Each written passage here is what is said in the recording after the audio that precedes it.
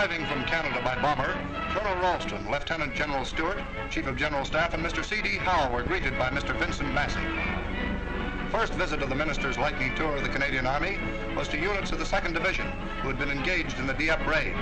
After the troops had swung proudly past the saluting base, Colonel Ralston talked to many of the battle-scarred young veterans, gathering first-hand information.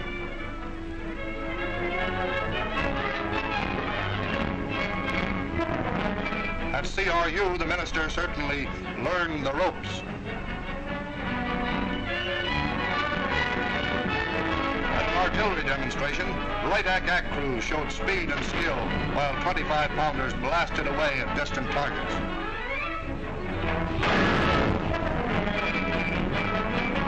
Wounded men in Canadian hospitals, grim reminders of the heavy casualties of Dieppe, were cheered by the minister's words. In Scotland, Colonel Ralston saw the important work being done by the Forestry Corps. He talked to soldiers who, instead of rifles, carried axes and saws and peavies. While with the 1st Division, he saw the 3rd Brigade attacked with tanks under cover of heavy mortar smoke. After the demonstration, he inspected the West Nova Scotias, famous 1st Div unit from the Blue Nose province. And then to the 3rd Division, where the minister inspected units of the 9th Highland Brigade, including the massed pipe bands of the 3 battalions. On to the 1st Army Tank Brigade, where he saw an impressive demonstration of Canada's armored might. Squadron after squadron of heavy Churchills were drawn up in battle array on the down.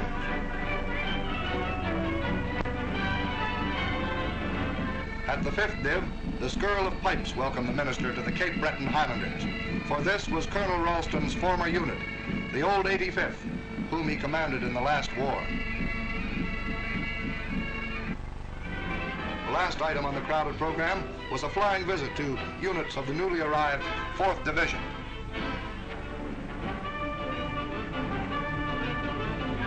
And so Colonel Ralston left for Canada, knowing that the Canadian Army is ready, willing, and able for whatever tasks may lie ahead.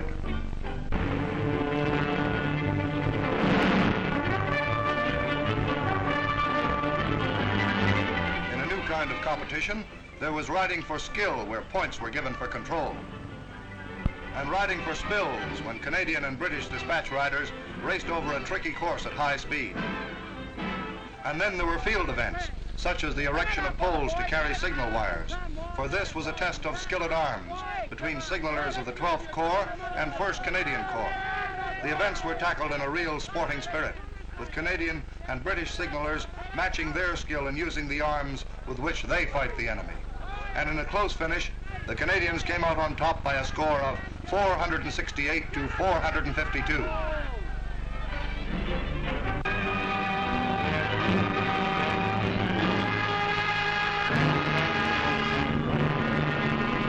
The Canadian infantryman is well used to the rigors of battle drill and assault training.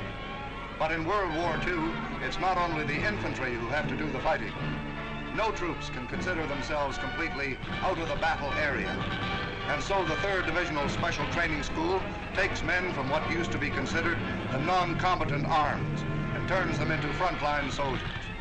These men are from the supply and transport and petrol and ammo companies of the RCASC, from the field parks and workshops of the Ordnance Corps, from divisional engineers and signals, medicals from the field ambulances, but fighting men, every one of them, imbued with the Canadian Army's spirit of attack.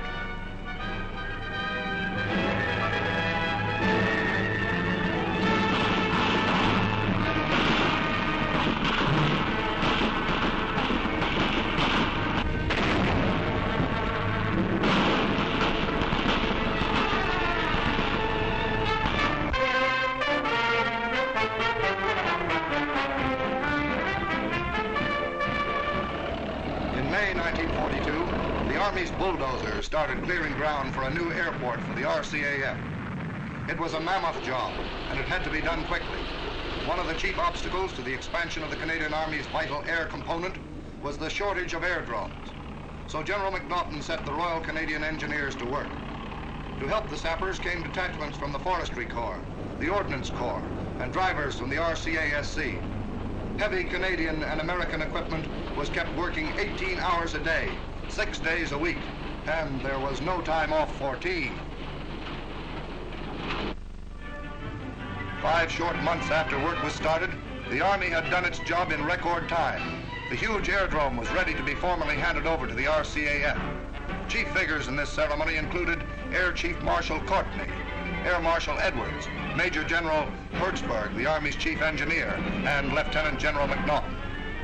I'm very happy to be here today and to acknowledge also, as General Hertzberg has done, the very wonderful cooperation in this whole matter which has been extended to us by the Air Ministry and all those who work in that ministry under the direction of Air Chief Marshal Courtney.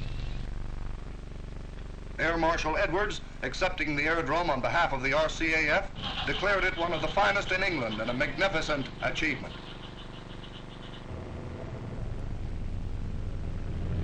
Meanwhile, 12 Mustangs were circling the field in tight formation, and as they landed on the smooth, wide runways, they symbolized the striking cooperation between the Canadian Army and the RCAF.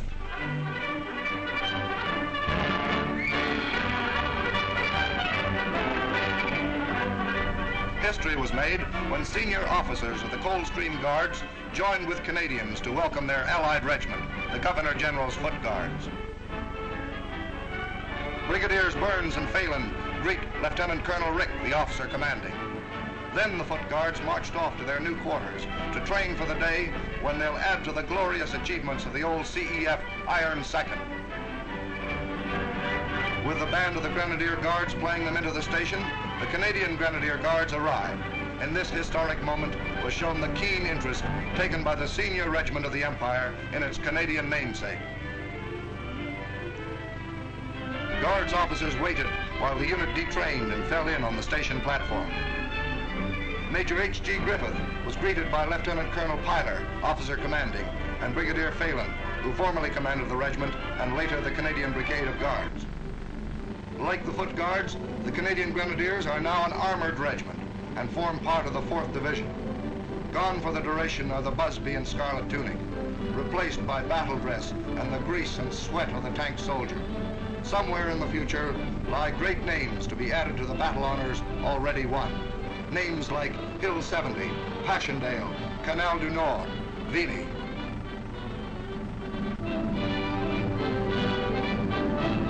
Welcome indeed to the Canadian Army in England are these 2 proud units with their proud traditions.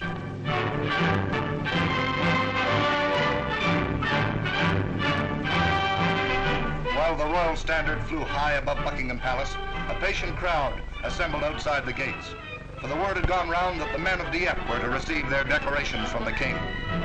Finally they appeared, the soldiers, sailors, and airmen, whose deeds on that fateful day had won them recognition. Major General Roberts, who commanded the military forces, received the DSO, as did Brigadier Mann, self-styled backroom boy. So did Air Commodore Cole, Royal Australian Air Force. Captain Porteous, VC. The Canadian VC, Colonel Merritt, SSR, is now a German prisoner. Amongst the many Canadians was Sergeant Thurgood, MM, Royal Regiment. Privates Thrussell and McKellar, SSR, both received military medals. Private Mayer, DCM, Corporal Carl, MM, and Lance Sergeant Mizon, all Essex Scottish. Corporal Dow, FMR, and Sergeant Dixon, Essex Scottish, military medals. Second from the right, Private McQuaid, MM, RHLI. Captain Wilkinson, SSR, Military Cross. On the right, Sergeant Dubuc, MM, the FMR. Lieutenant Kavanagh, Queen's Own Camerons, Military Cross. On the left, Lance Corporal Fisher, 2nd Div Sigs. On the left, Private Haggard, DCM, SSR. Private Labrec, FMR, Military Medal. In the center, Private Leo Filio, Military Medal. Captain Brown, Padre of the Camerons, Military Cross. Lance Corporal Vergette, RHLI, Military Medal. RSM Dean, RHLI, Military Medal. In the center, Corporal Graham, RHLI, DCM. On the right, Sergeant Mundy, SSR, Military Medal. Captain Carswell, RCA, Military Cross. CQMS Marsh, Black Watch, Military Medal. Major Kennedy, Essex Scottish, Military Cross. Lance Corporal Gilbert, 2nd Div Sigs, Military Medal. Lance Corporal Huppy, Cameron's Military Medal. Lieutenant Ewener, RCE Military Cross. Signalman Ray, 6th Brigade Headquarters, Military Medal. Captain Lorange, FMR, Military Cross. And many others whom our busy cameramen were unable to photograph. Heroes all, these men, heroes who helped to write a glorious page of history.